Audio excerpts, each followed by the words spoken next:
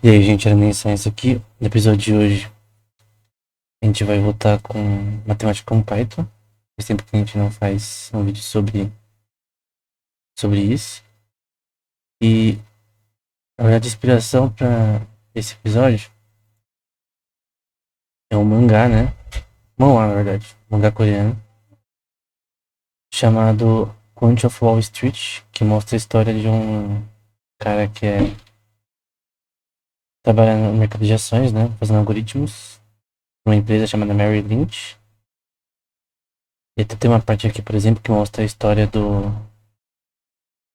dessa equação que a gente vai estudar hoje, né? Black-Scholes Equation, né? Que são duas pessoas. Um deles o sobrenome deles é Black e Scholes, né? Esse algoritmo muito famoso nesse tema. E mostra aqui como o Scholes começou a fazer isso, esse é o Scholes, né? Esse pesquisador começou a desenhar esse algoritmo, né? Que começou a dar merda. Porque o algoritmo dele começou a não conseguir prever as coisas corretamente, né? Teve um crash na bolsa de valores, né? E parte do problema era que o algoritmo não conseguia prever essa queda, né? Então todo mundo começou a vender os estoques deles, as ações, né? Enfim, teve um caos aí na Dow Jones, né? Que é um dos principais índices, né? Da bolsa de valores. Tem vários.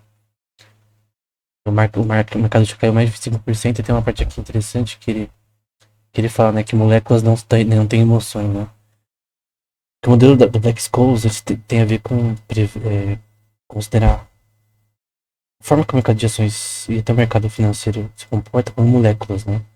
Você pega uma exponencial para calcular a probabilidade de mecânica da probabilidade de combustão das moléculas e tenta comparar isso com dinheiro, né?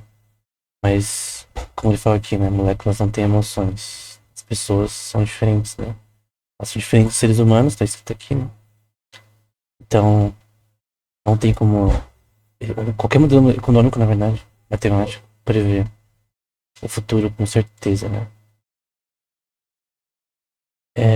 Então esse mangá aqui é muito interessante, né? Tem 19 episódios. Conta bastante sobre mais ou menos a história, né? Os algoritmos aí na parte de no mercado de ações, né? Da análise econômica do ponto de vista computacional. Aí eu vou usar esse algoritmo desse site aqui do Code Arma que mostra como funciona, né? Basicamente esse algoritmo é essa equação. Então, literalmente o que está aqui é o que está aqui nessa imagem. Então, por exemplo, esse esse ND1 aqui,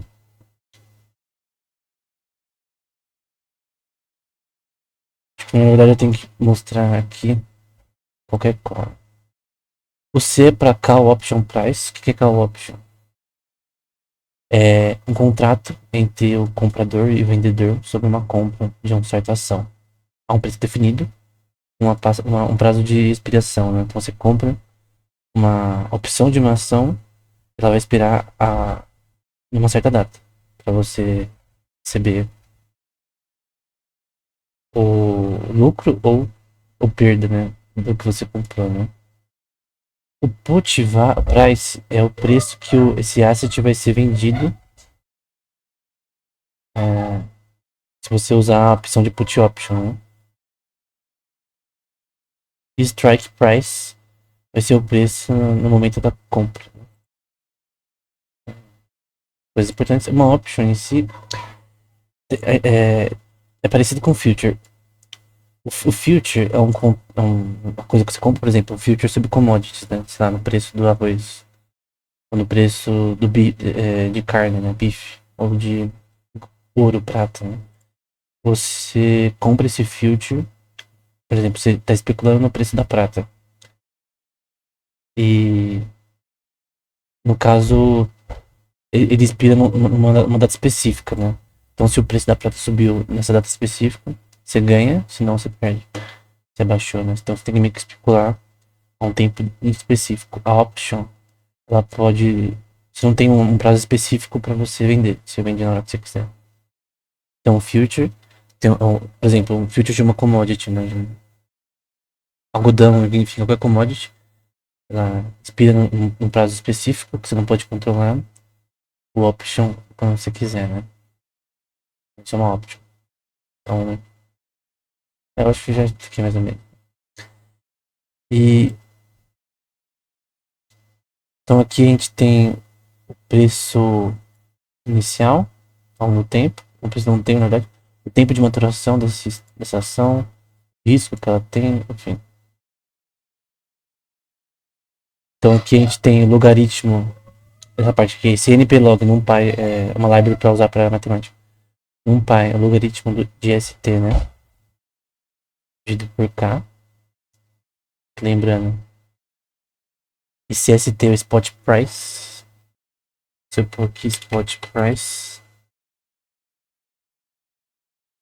é o preço atual, né? No mercado.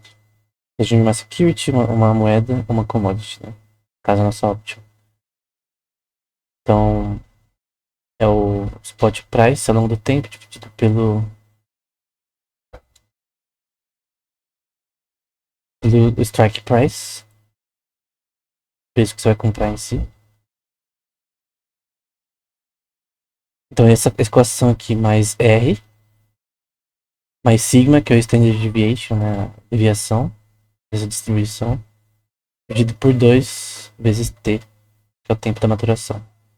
E aí divide por sigma, né? Que é standard deviation, dividido por T, para a resultado de T, né? Dá pra ver que essa parte D1 aqui é igual a essa parte aqui. Circulando. Esse D2 é igual a essa parte aqui, né? D1 menos sigma, que é o standard deviation, né? Pela raiz quadrada de T. Então é literalmente a equação transformada em Python, né? Esse aqui é o do Cal. Ainda não. Não. Não. Ah. Uhum. Então, o put vai ser quase a mesma coisa, só que muda aqui no final também. Que vai ser essa parte aqui, né? Que é o K, que é o strike price. Aí você faz uma exponencial, né?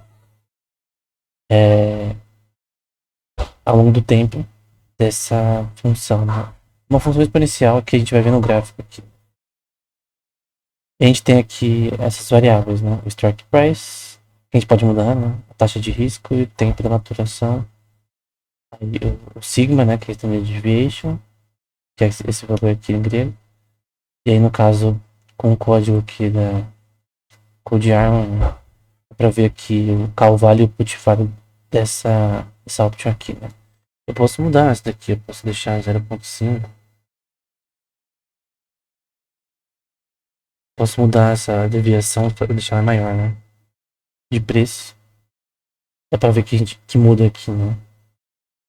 Eu posso mudar o preço do strike price. O preço que você vai escolher para comprar, né? Vou deixar 100 aqui.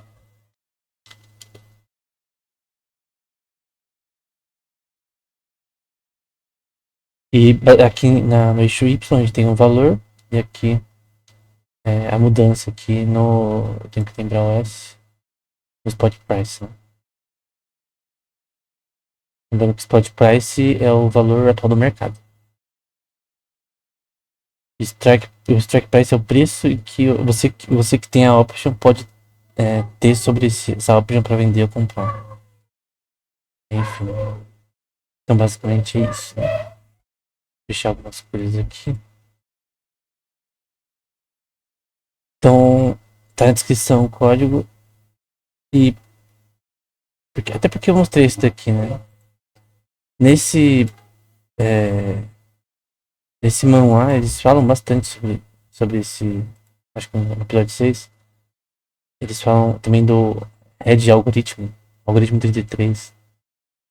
Eles também desenvolvem algoritmo. Né? Aqui conta a história, por exemplo, do dessa equação, né? O Scholes falando sobre como ele estudava muito, só que ele tinha seu PhD agora na física, mas ele não tava conseguindo trabalho, né? Aí ele decidiu ir pra livraria. Aí ele fala, não quero mais física, não consigo ganhar dinheiro com isso. Começou a interessar com a econômica e nesse livro aqui, né?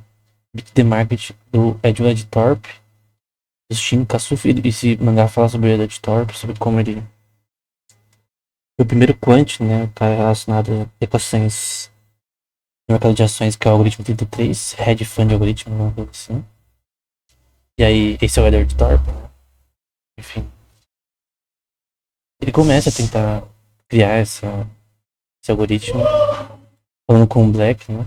Enfim, o Fisher Black, que mostra eles conversando pra tentar trabalhar junto pra fazer esse algoritmo, né? Então, um cara de economia, um cara de física, do MIT, né? Pra tentar desenvolver essa ideia. Então, aí aqui eles meio que têm essa ideia juntos e escrevem o artigo, né? No fim dá certo, né? Eles pesquisam muito, tentam resolver as equações e no fim vem com essa fórmula aqui. O problema, como a gente viu posteriormente, é que é interessante, mas não funciona sempre, né? Então, é uma distribuição probabilística, né? Temos um CDF, né? Tem vários tipos de distribuição em Python, por exemplo. Tem o PDF, CDF, enfim, que é esse daqui. Eu até não sei se usa aqui, né? Não, aqui, ó. É o CDF. Poderia ser um PDF, né? Que seria tipo outro tipo de distribuição, né?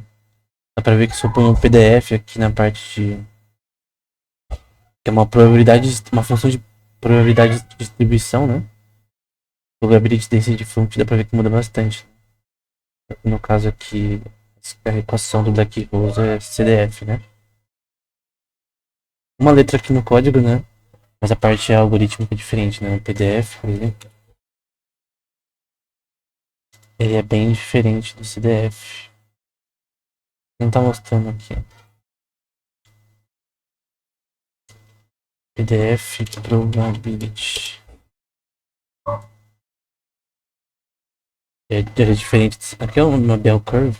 Enfim. Aqui, ó, por exemplo, a curva de Bell, que é uma distribuição normal, é um PDF, por exemplo. É um tipo de distribuição probabilística, né? No caso aqui, a Black Rose tem uma CDF. Enfim, é muito interessante a história, eu achei bem legal. Depois o mangá muda, né?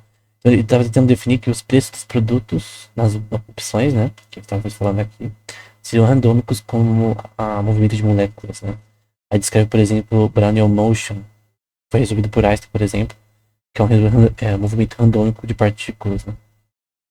Mas acontece que o mercado de ações não funciona assim. A economia também não funciona assim, né? O que define as mudanças aqui são a ação humana, né? Como diria von Mises, né? Então, não é moléculas.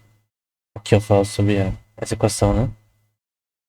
Ele usa o protagonista usa essa equação, diferentes formas dessa equação para resolver o problema, né? E aí, aqui fala sobre como deu certo inicialmente, né? O Fisher Black foi diretor da Goldman Sachs, que é um banco importante, mas enfim. Aí esse cara aqui ele vem falar que, pô, então, eu achei um problema com as suas equações, né? Com essa equação aqui. É, ele vai falar que o movimento dos mercados financeiros é realmente análogo ao movimento de moléculas, né? Aí eu falo, como assim? Ele vai falar que no fim, o mercado financeiro, na verdade, é um agregado do comportamento humano. Então, é bem diferente de moléculas, é que não tem emoções. Então, você usar esse modelo também, entender emoções humanas, né, como o mercado responde a certas questões políticas, questões narrativas, enfim, é importante para você entender se uma ação vai subir ou não. Porque as ações do Facebook caíram um tempo atrás, uma queda terrível, né, que foi noticiada no mundo todo. Porque chegou um ponto que tava tendo tanta críticas à empresa, né, do ponto de vista político. Estados Unidos, né, que colapsou, né. Voltou ao normal, mas enfim. questões da. Porque as ações da Tesla aumentam, né? Tem várias questões que são a forma que as pessoas têm expectativas de uma empresa, né? É uma questão subjetiva. É uma ação humana, né? Então essa equação ela é interessante. Mas o mangá mostra, por exemplo, que ela tem problemas, que esses problemas têm que ser resolvidos, né? Aí ele fala, minha equação tá errada. Esse episódio 6, né? Do 7 TV que tá errado. Aí começa a chorar. Black Rose, né? Mas enfim. Era isso. Espero que esse episódio tenha sido útil. O código tá na descrição, o link. Então essa foi a equação do Black Rose. Basicamente isso daqui em Python. Só que sem mudanças. E basicamente essa é a forma que se usa de uma forma simples, né? Uma coisa que tem que falar é que isso aqui é uma matriz criada pela NPRange, né? Só pra você saber que isso aqui é o espectro do preço atual, né? Você pode mudar isso daqui para ter resultados diferentes dessa distribuição, né? Se você quiser saber como funciona o NPRange, você pode vir aqui no NumPy. Basicamente você escolhe os tipos da forma matricial que você vai gerar a sua matriz, né?